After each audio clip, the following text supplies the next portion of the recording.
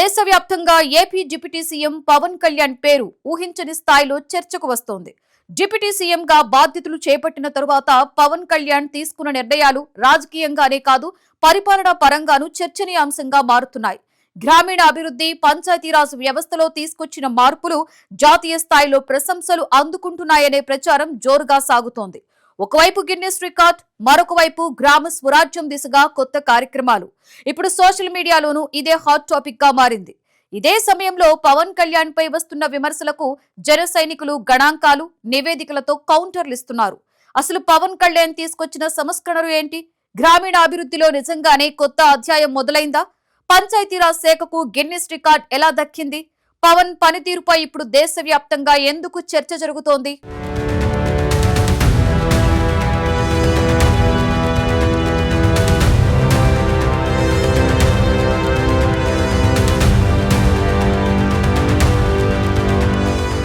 ఇప్పుడు దేశంలో ఎక్కడ చూసినా AP deputy CM Pawan Kalyan గురించే చర్చ జరుగుతోంది. గతంలో చాలా మంది డిప్యూటీ సీఎంలు వచ్చినా ఎవరికి రాని మంచి పేరును దక్కించుకునేది మాత్రం పవన్ కళ్యాణ్ మాత్రమే. ఆయన చేపట్టిన సంస్కరణలు, తీసుకొస్తున్న మార్పులు ఏపీ అభివృద్ధిలో కీలకమవుతున్నాయి. పవన్ కళ్యాణ్ గురించి ఇప్పటికీ వైసీపీ విమర్శలు చేస్తూ ఉంటుంది. అందులో ముఖ్యంగా రాష్ట్రానికి పవన్ ఏం చేశాడు, మంత్రిగా ఆయన సాధించింది ఏంటి అని. అయితే దీనికి సంబంధించి సోషల్ మీడియాలో వైసీపీకి ధీటుగా కౌంటర్లిస్తూ కొన్ని నివేదికలు వైరల్ చేస్తున్నారు జన సైనికులు. తమ నాయకుడు తీసుకొచ్చిన మార్పు ఇదే అని కాలరెగరేసి గర్వంగా చెప్పుకుంటున్నారు.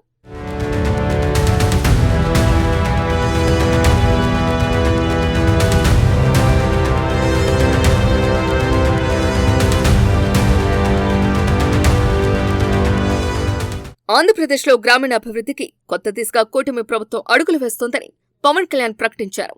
తిరుపతి జిల్లా ముక్కవరపల్లిలో నిర్వహించిన కార్యక్రమంలో వీబీజీ రామ్జీ పథకాన్ని ప్రారంభించిన ఆయన గ్రామీణాభివృద్ధి, ఉపాధి, పారదర్శక పాలన, గ్రామ స్వరాజ్యం, వికసిత్ భారత్ లక్ష్యాలపై కీలక వ్యాఖ్యలు చేశారు.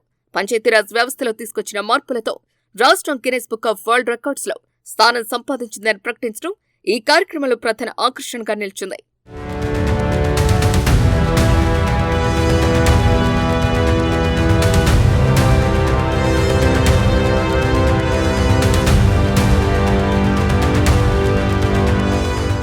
పవన్ కళ్యాణ్ ప్రసంగంలో పదే పదే వినిపించిన అంశం వికసిత్ భారత్ 2047. దేశానికి స్వాతంత్ర్యం వచ్చి 100 ఏళ్లు పూర్తయ్యే నాటికి భారత్ను పూర్తిగా అభివృద్ధి చెందిన దేశంగా తీర్చిదిద్దాలి అన్న కేంద్ర ప్రభుత్వ లక్ష్యానికి అనుగుణంగానే రాష్ట్ర ప్రభుత్వం కూడా పనిచేస్తోందన్నారు. కేంద్ర ప్రభుత్వం ఆంధ్రప్రదేశ్కు భారీగా నిధులు కేటాయిస్తోందని, ఆ నిధులను గ్రామీణాభివృద్ధికి సమర్థంగా వినియోగించాలి అన్నదే తమ ప్రభుత్వ లక్ష్యమని చెప్పారు.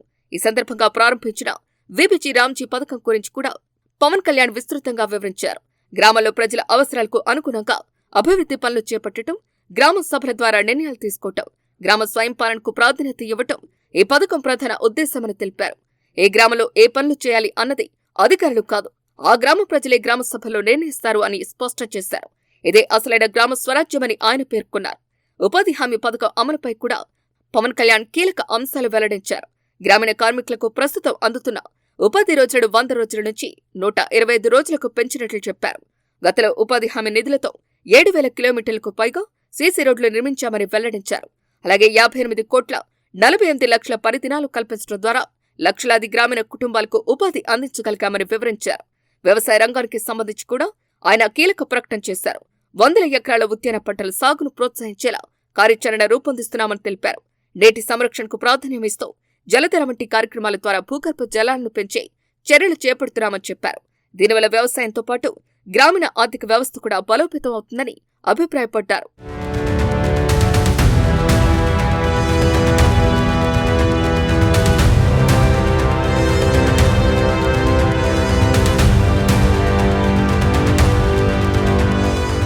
పంచాయతీరాజ్ శాఖ పనితీరుపై పవన్ కళ్యాణ్ చేసిన వ్యాఖ్యలు కూడా ఆసక్తికరంగా మారాయి.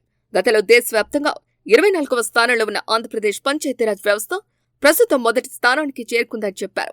ఈ విజయం ఒక్క శాఖదే కాదని, ప్రధాని నరేంద్ర మోదీ అందించిన మార్గదర్శకత్వం, ముఖ్యమంత్రి చంద్రబాబు అందిస్తున్న పరిపాలన దిశానిర్దేశం వల్లే సాధ్యమైందని పేర్కొన్నారు.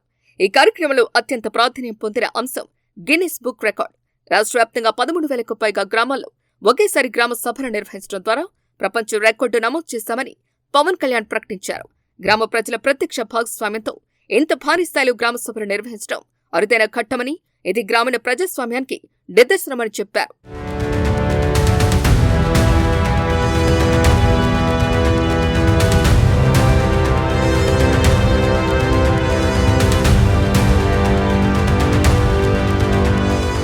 పంచాయతీరాజ్ గ్రామీణాభివృద్ధి శాఖలో పవన్ తీసుకొచ్చిన మార్పులు చూసి దేశం యావత్తు నివ్వెరపోయిన పరిస్థితి. తమకు కూడా అలాంటి నాయకుడు ఉంటే బాగుండని అనేక రాష్ట్రాల్లోని ప్రజలు కోరుకుంటున్న పరిస్థితి. జగన్ సీఎంగా ఉన్న 5 ఏళ్లలో గ్రామాల్లో ఎలాంటి పరిస్థితులు ఉన్నాయో చూశాం. కనీస రోడ్లు కూడా లేక దారుణంగా ఇబ్బందులు పడ్డారు గ్రామీణ ప్రాంత ప్రజలు. పవన్ గ్రామీణాభివృద్ధి, పంచాయతీరాజ్ మంత్రిగా వచ్చాక వైసీపీ హయాంలో జరిగిన డ్యామేజ్ ను పూడ్చి గ్రామ స్వరాజ్యం దిశగా విప్లవాత్మక మార్పులు తీసుకొస్తున్నారని సోషల్ మీడియాలో చర్చ జరుగుతోంది. జగన్ హయాంలో గ్రామాల్లో మురికి కాలువలు, గుంతల రోడ్లు కనిపించేవి. ఏ అభివృద్ధి పనిచేయటానికి కూడా నిధులు ఉండేవి కావు. అభివృద్ధి అన్న పదాన్ని వైసీపీ డిక్షనరీలో నుంచి తొలగించేశారు అన్న అపవాదును సైతం మూటకట్టుకున్నారు. దీంతో దేశానికి పట్టుకొమ్మలైన గ్రామాల పరిస్థితి ఘోరంగా తయారైంది. కూటమి ప్రభుత్వం వచ్చాక పవన్ కళ్యాణ్ కేవలం అనేక సంస్కరణలు చేపట్టారు. రాష్ట్ర వ్యాప్తంగా 13,326 గ్రామ పంచాయతీలో ఒకే రోజున గ్రామ సభలు నిర్వహించి సంచలనం సృష్టించారు. గతంలో పంచాయతీరాజ్ శాఖ మంత్రులుగా పనిచేసిన వాళ్లు ఎవ్వరూ చేయలేంది పవన్ చేసి చూపించారు.